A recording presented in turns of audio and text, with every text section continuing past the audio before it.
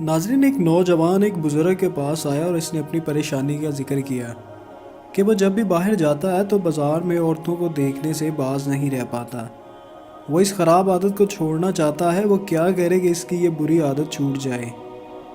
بزرگ نے ایک دودھ سے لبالب بھرا گلاس اس کے ہاتھ میں دیا اور کہا کہ بازار سے ہو کر آؤ، اور اپنے ایک شاگرد کو اس کے ساتھ بھیجا اور کہا کہ جب بھی گلاس سے دودھ کا ایک قطرہ بھی گرے تو اس کو سرے عام مارنا۔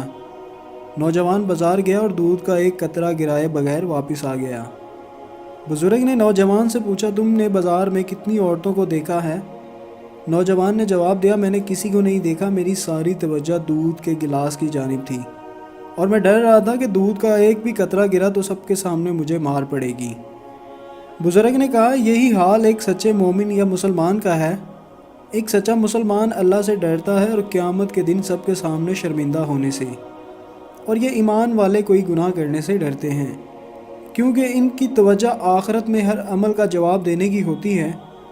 اللہ تعالیٰ نے قرآن میں ارشاد فرمایا، اے ایمان والو، اپنی نگاہوں کو نیچا رکھو اور اپنی شرمگاہوں کی حفاظت کرو تاکہ تم پاک صاف رہو، اور اللہ ہر چیز سے باخبر ہے جو یہ کرتے ہیں۔